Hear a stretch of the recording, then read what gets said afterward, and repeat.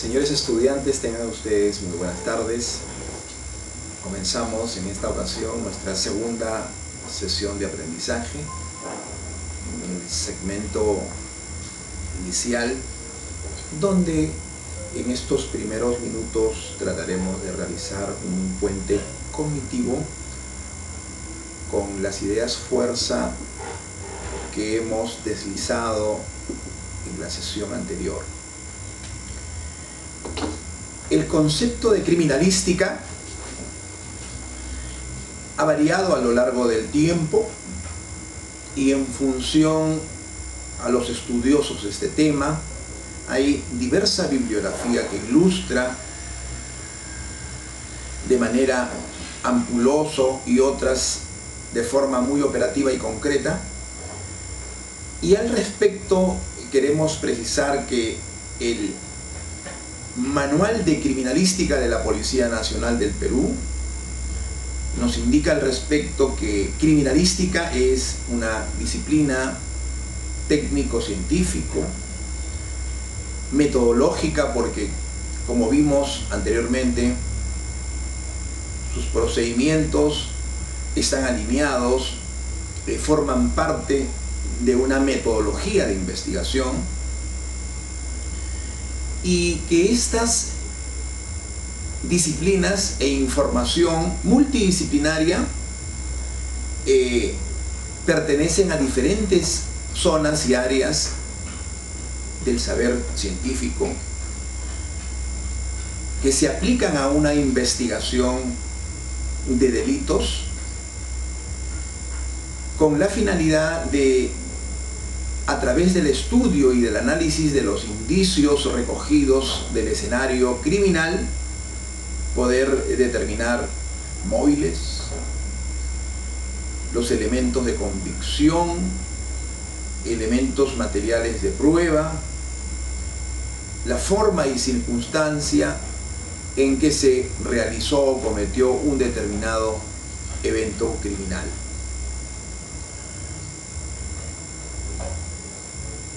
En la praxis, amigos estudiantes, criminalística debe de despejar incógnitas y preguntas como, por ejemplo, el día de los hechos, los delincuentes o criminales ingresaron a matar o ingresaron a robar una determinada morada. De acuerdo al estudio de las características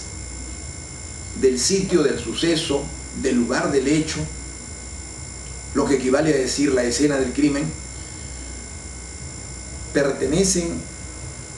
al entorno de la víctima, el homicida o los homicidas, son delincuentes comunes, tienen esa operatoria o modus operandi que se ha plasmado, que se ha dibujado, que se ha materializado en el escenario estudiado. Criminalística, a través del estudio del escenario criminal, también va a proporcionar información valiosa, objetiva, incuestionable respecto a los medios o agentes vulnerantes utilizados o empleados en la ejecución de un delito. Particularmente, decíamos, nos interesa abocarnos a las escenas con muertes, que son los escenarios donde más problemas se objetivizan. Y además, criminalística va a identificar a través de la dactiloscopía, a través de Identifax, el perfil o la identidad real de las personas que cometieron un determinado hecho delictivo.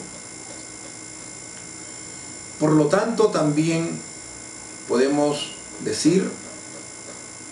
que la criminalística, su estudio en el escenario, el procesamiento y el tratamiento de los indicios criminales va a elevar a estos, es decir, los indicios, al nivel de evidencias luego de su estudio en el laboratorio criminal o de criminalística, para luego, como sabemos, ser incorporado estos indicios, estas evidencias a un proceso penal a través de un control de calidad, a través de filtros que se llevarán a cabo mediante la controversia probatoria, y será un juez quien las admitirá en función al procedimiento que se utilizaron para colectarlas, para recogerlas, para capturarlas, y sobre todo teniendo en cuenta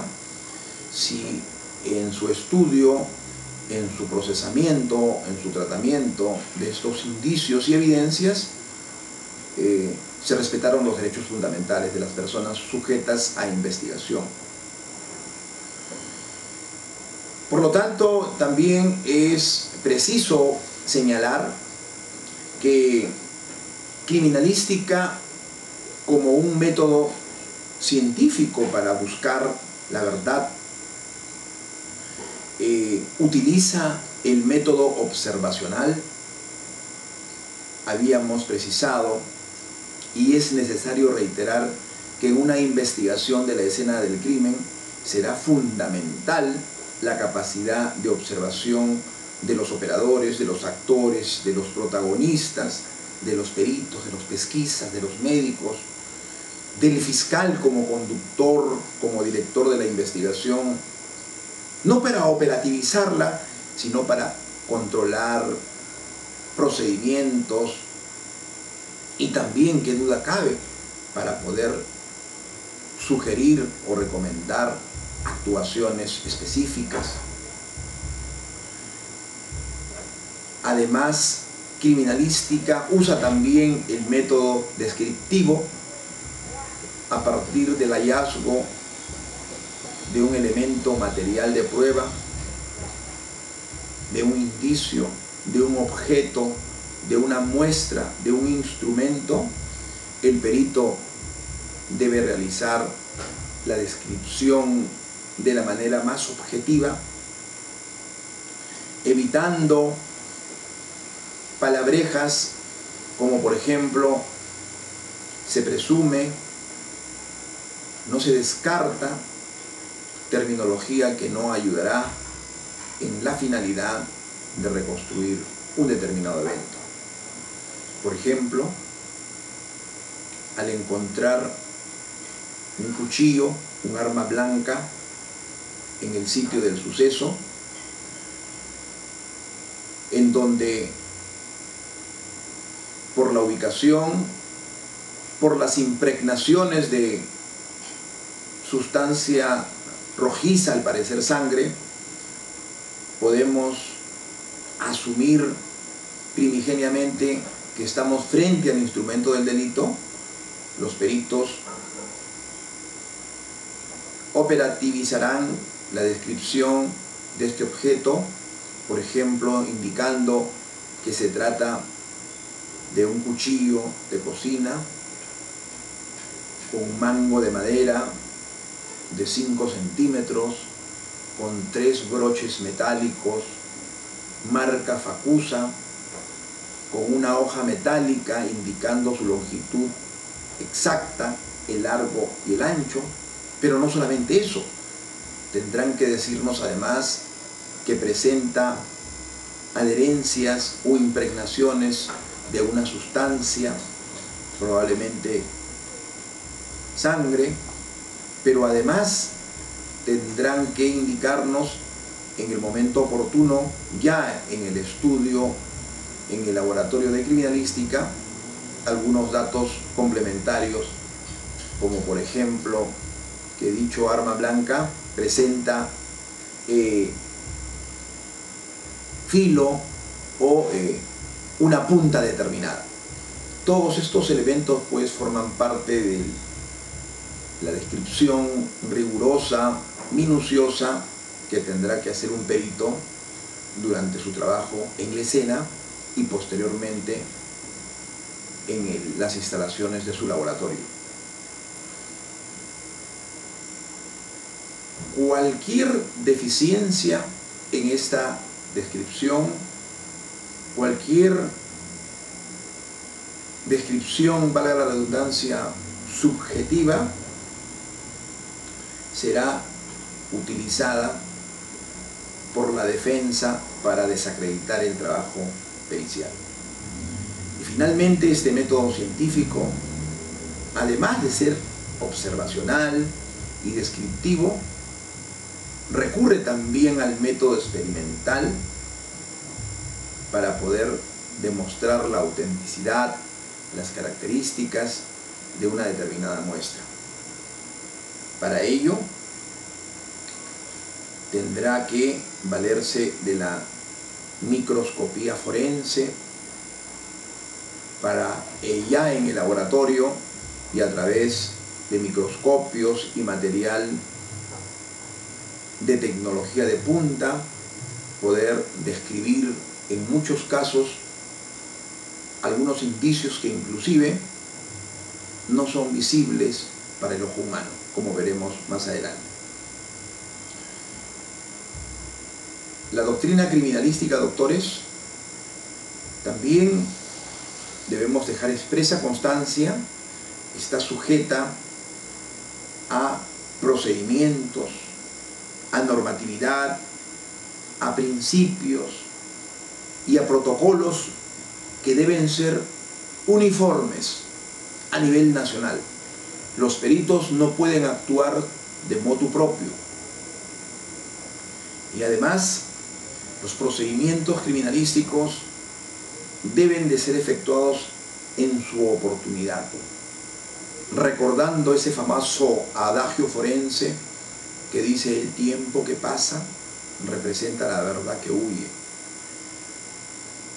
No podemos aceptar que peritajes tan importantes puedan llevarse a cabo luego de varias horas de espera, o lo que es peor, luego de varios días. Pero no solamente deben de observarse la oportunidad, sino también la eficacia en la práctica de un determinado procedimiento. Por ejemplo, sabemos nosotros por nuestra modesta experiencia que en los frecuentes exámenes que se llevan a cabo cuando hay presunción que una persona en vida realizó disparos de arma de fuego y se ha producido un enfrentamiento o un caso de legítima defensa, tema de coyuntura en nuestro medio, será necesario practicar en un cuerpo sin vida esta prueba importante, que reitero se denomina absorción atómica. El procedimiento indica de que en la ejecución de los procedimientos de absorción atómica, donde se utiliza como materiales y elementos una torunda, así como un reactivo, esta frotación que debe realizar el operador, el asistente o el ingeniero forense, amerita una frotación por las regiones interdigitales de las manos del cadáver que está siendo examinado. Un desconocimiento de este procedimiento, traducido en frotaciones superfluas o sin presión o muy superficiales, es decir, de producirse una mala frotación en las manos de la persona examinada o de un cadáver, me va a dar como resultado un dictamen pericial que consigne como conclusión un falso negativo. Es decir, que no se encuentren los elementos químicos como son el plomo, el bario y el antimonio residuos microscópicos del fulminante y que ingresan a la epidermis, a la piel, a través de los poros. Reitero, un mal procedimiento en este aspecto me dará negativo o falso negativo, pero no porque la persona en vida no haya disparado, sino es porque se ha operativizado esta metodología de manera irregular e inadecuada. Vemos, por lo tanto, la oportunidad y la eficacia son exigencias capitales que recomienda observar la doctrina criminalística.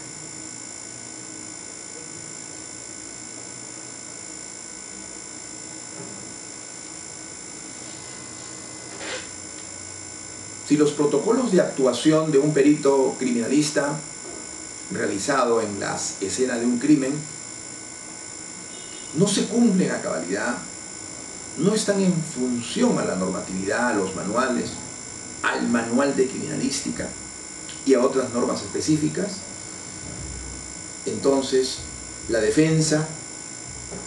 el otro actor, el otro gran protagonista de este nuevo proceso penal en igualdad de condiciones, con gran cultura criminalística y atento a estas prácticas, cuestionará el procedimiento irregular y refutará sus conclusiones consignadas en un peritaje cuando se dé la controversia probatoria, contraexaminando al perito durante un juicio oral, exigiéndole además que describa en juicio cuáles fueron sus procedimientos, sus normas,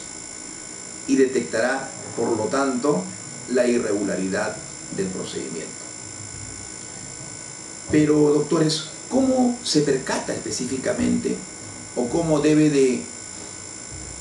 tomar conocimiento un abogado defensor cuando un peritaje, cuando la actuación o diligencia de un perito no se ha ceñido estrictamente a lo que dicen los manuales? Se percatará simplemente contrastando la información que existe al respecto en normas y protocolos, confrontándola con el trabajo realizado por un especialista pericial en un caso concreto. Es decir, sabemos que el perito tiene que hacer una descripción exacta de un objeto, de una muestra, de un indicio, por ejemplo, ante un disparo, ante una herida producida por un disparo de proyectil de arma de fuego. Los peritos médicos o peritos balísticos, según actúen, tendrán que describir la ubicación, las coordenadas del segmento corporal afectado. Tendrás que pronunciarse sobre las características y la morfología del orificio de entrada, poniendo la mirada y el acento riguroso en las distancias, en las características específicas como halo de Fitch, ahumamiento, tatuaje, signo de Pupé, signo de Benassi, según se presenten. Pero el perito jamás puede pronunciarse de manera deliberada o adelantar opinión respecto a una calificación jurídica, y mucho menos indicarnos a priori si el caso ha sido o corresponde a un suicidio o un homicidio. Todo ello se sabrá más adelante cuando se tenga mayor información y sobre todo en este caso concreto, luego de efectuarse la necropsia de ley. Entonces, cuando tengamos información de calidad, se procederá a la apreciación preliminar, criminalística, reconstructiva, donde sí, recién se tendrán que despejar todas las interrogantes y todas las variantes que han quedado en el tintero.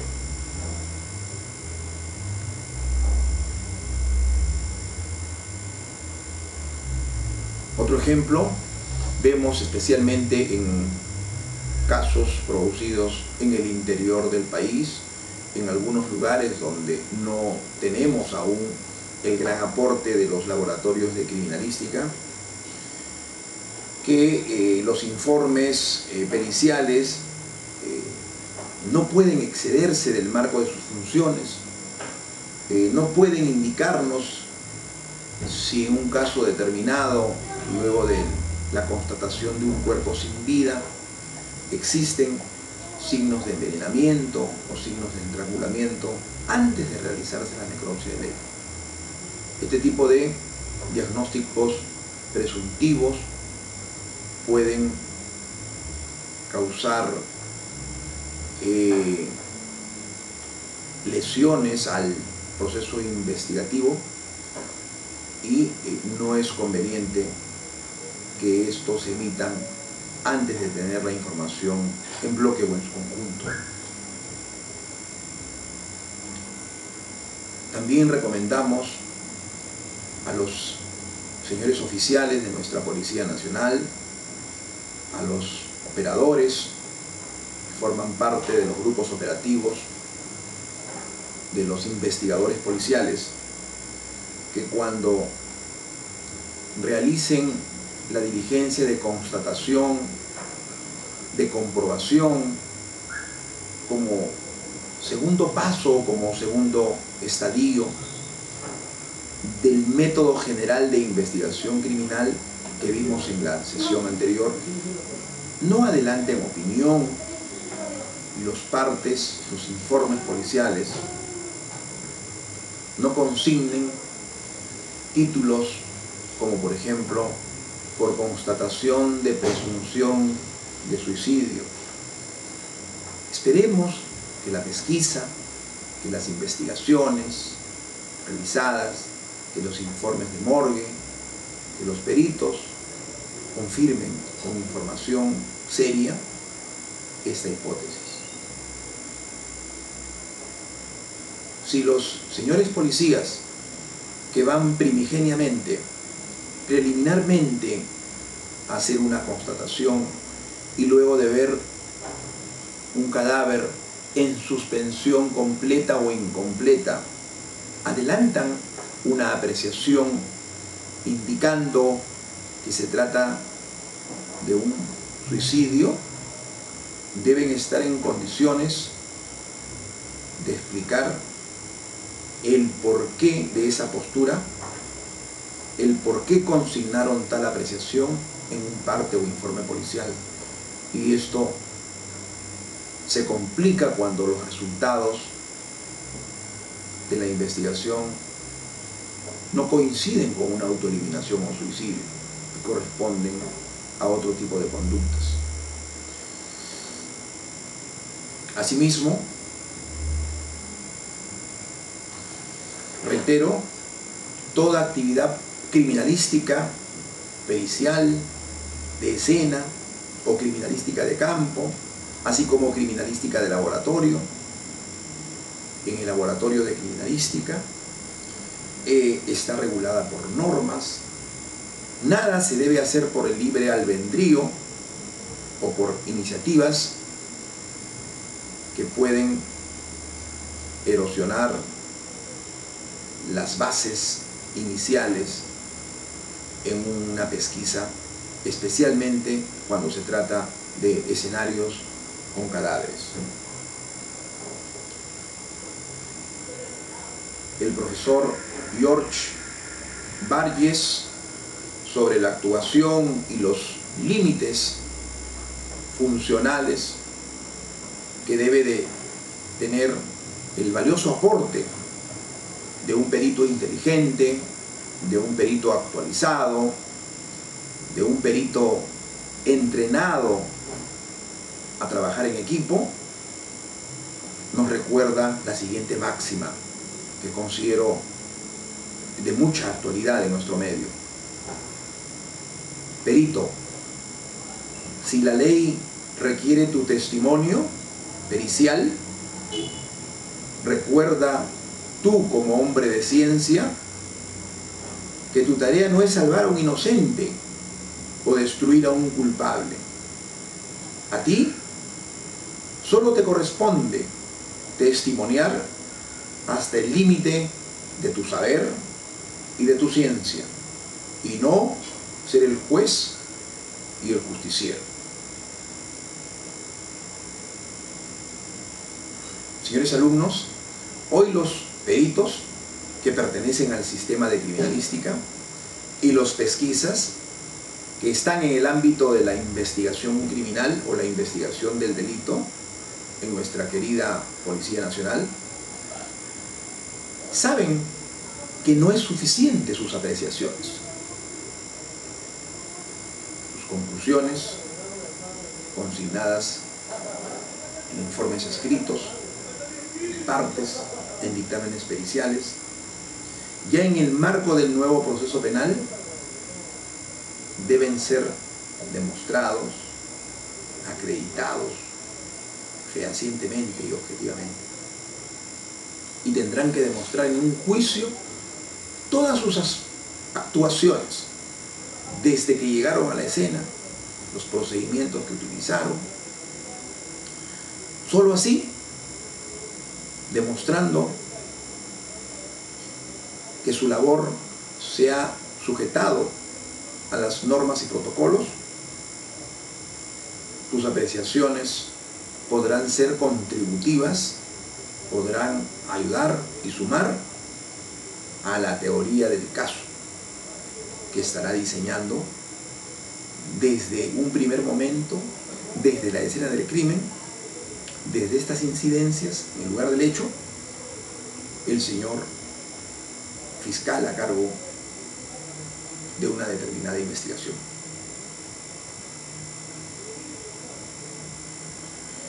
En cada uno de los 16 distritos judiciales donde ya se ha implementado de manera progresiva el nuevo Código Procesal Penal, magistrados, fiscales, policías, médicos, peritos y todos los actores que participan en la administración de justicia, hoy cada vez más estudian criminalística, ciencias forenses, medicina legal, porque se han dado cuenta, doctores, de que solo a través de esta información, de estos estudios, podemos conocer el cómo del delito. Es decir, cómo se produjo una violación, cómo se produjo un homicidio, cómo se produjo un latrocinio, un hurto, un robo, en cualquiera de sus modalidades, particularmente en los delitos violentos, que son aquellos que más alarma social causan en la colectividad.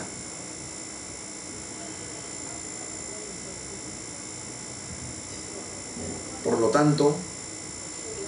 solo a través de un estudio criminalístico, de un estudio pericial, podremos conocer características y definir casos de coyuntura, como por ejemplo ante el hallazgo de un cadáver, percatarnos y pronunciarnos sobre si este hecho corresponde a un suicidio o a un homicidio. Conductas y apreciaciones que, como sabemos por los medios, no han tenido un final feliz,